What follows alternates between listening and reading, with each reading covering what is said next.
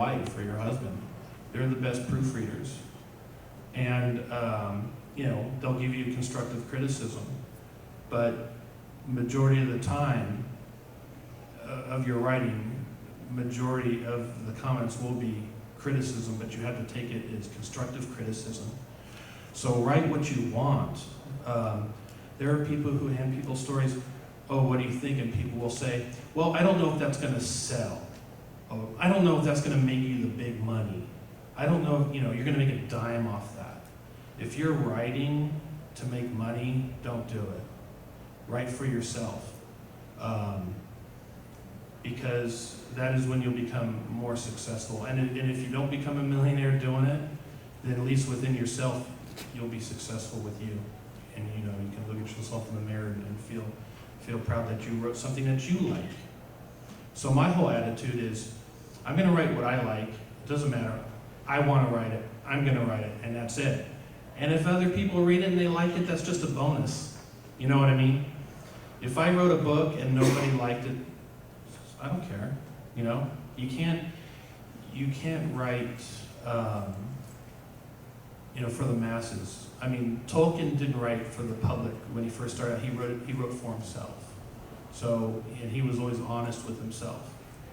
And I think that's the big secret, because you're going to get trapped when you're writing for everyone else, but then you're not writing for yourself, and then you're not happy with what you're writing, and then you get into a depression, or then you get into writer's block, and then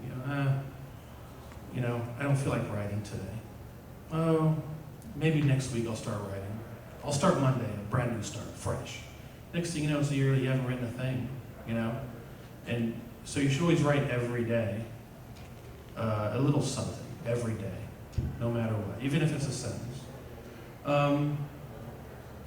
So basically, to get into the publishing industry, you basically, write your book, make sure you format it in Chicago manuscript. Has anyone ever heard of Chicago manuscript? Yeah? That's the preference, okay?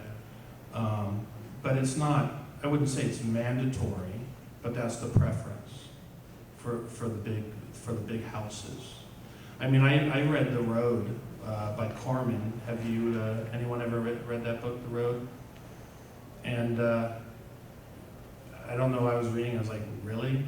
This was published? I mean, great story. I loved the book, don't get me wrong, I cried at the end. But there are some things that it wasn't exactly the traditional way of writing a book that 99% of books are written in this day and age. So basically, the average writer writes a book a year. That's usually on average. For the last 4 years, I've had a book released every year.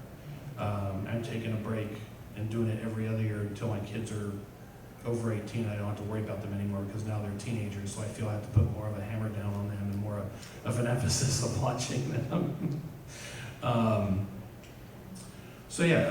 Write a book. But if it takes you longer than 2 years, then it takes you longer, whatever your pace is. Now, majority of writers, they have day jobs, okay? And they go home and they write. I have friends that work all day. They come home at 6 and they're writing until midnight, and they go and they wake up at 6 o'clock next morning. That's their life until the book is out, okay? And you just have to be dedicated to it. Now, if you're not working and you're retired, that's a bonus. Please. If you just, probably 2 or 3 books, you'd be James Patterson. Like 12 books a year. That's insane. So once you get it written, you just write it, basically, I'm sure some of you have done this already, you just basically write a one-page synopsis with a chapter of your piece, and you pick usually the best chapter of your book, and you just basically send it out to publishing houses. It's the same way you do it when you're writing a movie script or when you're dealing with companies as a freelance writer doing commercials.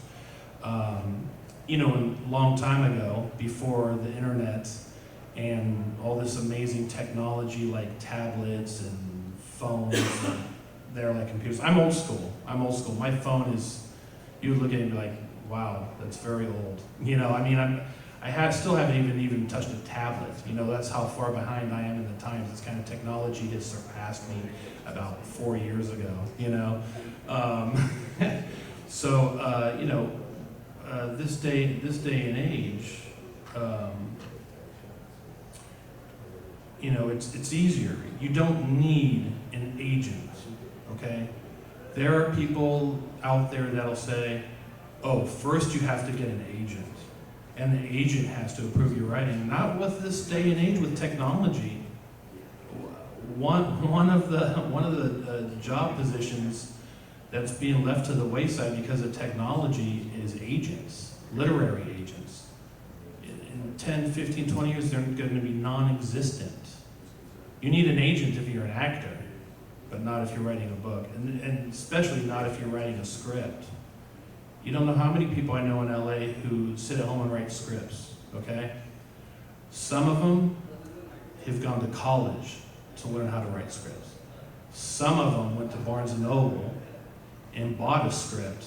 You know, you could buy those at Barnes & Noble of a most recent movie and really study the format of writing a movie script and just focusing on that, and then going ahead and writing one without spending a dime in school for it. You know, if you have a knack, you have a knack. If you get an idea of the format, you don't need to go to school. It's all right there. You're looking at it. You know, so you don't need an agent for that. And a lot of people say, okay, well, what do you do about if you're writing a movie and you want it to get done, or you want someone to buy your script? And you guys, you know, live in Long Beach, what have you. You know that, you know, when you're writing a script, they're buying the script, and once they buy it, they can do whatever they want with it, basically. You know, they're just giving it to you. Okay, now we own this. That's it, and they credit you for it, of course. So what you do is you just write your script or write your book, and you just send it to, you know, to a bunch of publishing houses for books or movie studios. I mean, you and a million other people are sending, you know, scripts, and they have piles of them, but if it's good, they'll pick it up. You know how many times you hear about people who wrote a script, they just mailed it, you know, to Paramount or whatever, and it got picked up as a movie, you know, or some actor came across it, he liked the idea, and he bought the idea, you know, from, you know, just by picking up the envelope. That's basically being in the industry. But the thing is just writing it and sending it out. Now, if you send it out, people say, well, it's not published yet, so people will steal your ideas. And the way you can protect yourself through copyright is, you know, if you don't have the money, you go through the copyright office and what have you. And this is old school way. Old school way is you make a copy and you mail it to yourself with the date and everything on there from the post office, and you don't open it, you keep it. And if someone does steal your idea, you take them to court and say, this has never been open, here's the date and time, this is the exact story that this guy stole, boom, judge open it, boom, the case closed. That's how you cover yourself, right? So at that point, it all depends on what you want to do. You know, I'm assuming most people here, you know, want to write books. I'll tell you that once you do your synopsis and send the one chapter, what have you, I would give it a good year. And if you don't get any responses from any of the publishing houses, then it's like you ask yourself, okay, what do I do? No one's picking this up, you know? I've had people send their material to publishing houses in Europe, you know? Just because it's not in German doesn't mean they're not going to pick it up. They have their own translators there that can translate into the language. So you don't have to do it here. Some people, I do a lot of book tours in Ukraine. I did a book tour a couple of years ago in Russia, Moscow, Eastern Europe. And I don't know if I should take this as an insult or a compliment, because people in the Eastern Europe, they read 20 books a year, okay? So there's a lot of people who will read your stuff. Here in the United States, the average American reads 2 books a year. So if you're reading more than 2 books a year, you're above average. So don't be afraid to send your material overseas. You know, and like I was saying, I don't know if this is a compliment or a criticism, but a newspaper called me the David Hasselhoff of Russia. Because when I go to Russia, I have lines of people. I'll bring loads of books, and within a half an hour they're gone, just gone. And you know, go to a restaurant, and someone will recognize me. Here, United States, nobody recognizes me. You know, and so you have to find your niche. You know, yeah, this is my country. I love the United States, but you have to go where you're going to make your money as well, because no matter if you're a traditional publishing house or self-publishing, you still want to make your money back, right? Or you want to make some money. And usually publishing houses now will only offer you 5 to 10% of any sale. You know, where now self-publishing is offering you 20 to 30%. So of course they're trying to steal authors from each other. So, you know, don't be afraid to go into other countries. You know, I mean, sometimes it's scary. I went to Eurocon in Ukraine, and that was pretty scary because I was in the center of Ukraine, the Kyiv, the Independence Square is beautiful, one of the most beautiful cities I've ever seen. But Eurocon was in a smaller, I call our consideration, village on the outskirts of Kyiv. And I decided to take public transportation. That was kind of a mistake because I don't speak any Ukrainian or Russian at all. Maybe 5 words in Russian, that's about it. So the roads were dirt roads. They all had potholes. It was scary stuff. Guys on the corner, you know, drinking vodka, smoking cigarettes, looking at you like, this guy's definitely not Ukrainian. He looks a little lost. So it does get a little scary, you know. So yeah, don't be afraid to try going to other countries and or just sending your material out there, you know. I mean, can you imagine if you sent out your material and, you know, a publishing house in Finland says, we're interested. You know what I mean? That's a good feeling. So it doesn't matter. Just get your foot in the door. But before you send those out, you know, like I said, make sure your friends and your family are reading it and they're enjoying it, you know, and what have you. And most of all, make sure you're enjoying it, you know. And it's funny, when you start writing, although, like, some of you, your hands have been up, and you guys have written some stuff and some material, and I'm sure, you know, on your Facebook page or your Twitter or your social media, you know, that, you know, you put your stuff out there and your ideas out there. And, you know, I do the same thing. I use Facebook for promoting like crazy. And in fact, everyone like my Facebook page, please. That would be fantastic. And Twitter and all that. And I put stuff up there, you know, sometimes to test it out, what have you. And the funny thing is, I call these people frenemies. You know what I mean? It's like, they're usually people from high school, you went to high school with, and they sit on your Facebook page, and they never press like, they never share, they never say anything. But if you say something like, oh, my father's in the hospital, and I'm happy, oh, like, or oh, we're so sorry. It's like they're just waiting, looking at my Facebook page, waiting for me to die and then say something. You know what I mean? I mean, it's kind of scary. But, you know, you put your work up there and, you know, you usually get people with good responses, but majority of time you'll get people who will say some pretty nasty things, you know? And you just have to take it as constructive criticism and don't take it personal. Because if you take it personal, you're just going to pull out your hair and jump off a cliff. Because there are people who can say some very cruel things, you know? I mean, I've met people who have said cruel things to, you know, famous comic book artists. I mean, legends like Steranko. You know what I mean? If you know who Steranko is. You know, I mean, even Stan Lee in the beginning, before he was Stan Lee, when he was just creating Spider-Man and all these heroes, you know, people thought he was stupid. This is for children. You're not going to make money off of this. Come on, do something constructive with your life. Now who's talking? So when you have friends or anybody who gives you criticism, you know what? Just chug along. You know, there's that famous book that I read when I was a kid about the train that, you know, that could, and it tried going up the mountain, and he kept trying, and he finally got over by the end of it, but everyone told him he couldn't do it, but in his heart he knew he could. And that's how you just have to take it. It's basically you against the world, you know, at that point. But just like I said, do it for yourself and you'll be happy.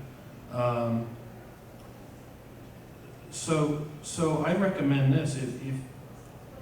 If no big publishing houses pick you up, or say you send your stuff to Europe and they don't pick you up, I would recommend, you know, in this day and age, self-publishing. Okay, you don't need an agent either, and it's very, very reasonable for yourself as well. You know, and a lot of people start out that way, and then later on, what's her name? The Shades of Grey. Is that the name of the book? I don't read that kind of stuff. I just heard about it. I usually read fantasy books, but yeah, that was a self-published book, and she just got picked up, and now they're making a movie, and that book sold millions of copies, and now she's a millionaire, doesn't have to work for the rest of her life, you know. But one thing I need to give some advice in this regards is, let me get some water. Is people come up to me and they say, oh, that's not your real name, that's your author's name, right? You know, I said, no, Davidson L. Haworth is my real name. He goes, no way, that doesn't sound like a real name. I said, yeah, I'll show you my birth certificate. I said, my problem was I was born in '69, and one of the hottest singers in 1969 was John Davidson, and my mom had a crush on John Davidson, so she named her son Davidson, okay? So that's how that ended up happening. But there are so many authors, like in a couple weeks I'm going to be at a convention in Las Vegas, and there are going to be some other authors there. And I love talking with other authors. We're all kind of one family, you know. But I noticed authors recently, what they've been doing is they'll take the first letter of their first name, the first letter of their middle name, and their complete last name. So it'd be like, written by E.L. Fudge. You know what I mean? I mean, it's like, I don't know, you know, I've never wanted to go up to them and ask them, you know, why don't you just put your full name up there? Or, my name's Davidson, but people call me Dave, so why not just Dave Haworth? Why, you know, it'd be like me saying, you know, written by D.L. Haworth, you know, and they pick up on that because of, you know, J.K. Rowling and C.S. Lewis and J.R. Tolkien, all this, and they think it's going to sell more books. And I got to be honest with you, it's not. So I would just go with your name, you know, don't try to be fancy with it. And plus, you know, when you're just using your name, yeah, everybody knows it already. All your friends and your family, and they're going to be your base to help you on your journey. You know, it's like, you know, if your dad came up to you, what's with the name change, E.L. Fudge or whatever, you know, it makes no sense, you know. So yeah, just be yourself, and just by being yourself, you'll be original. Yeah. So I think that's pretty much all I have to say. Bottom line is never give up.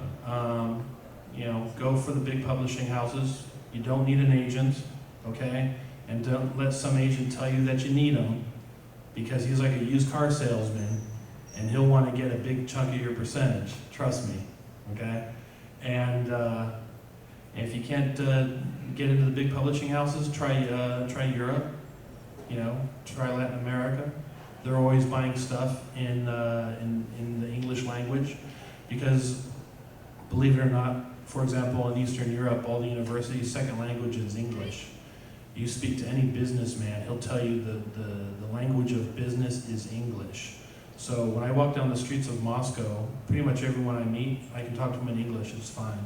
You know, and if they don't know English, as long as I see the price of the Coke I'm gonna buy, you know, 60 rubles, here's 60 rubles, you know, but most of them will speak English because that's what they're teaching, because if they want to do business in Europe and the United States where the money is, they need to speak English, right?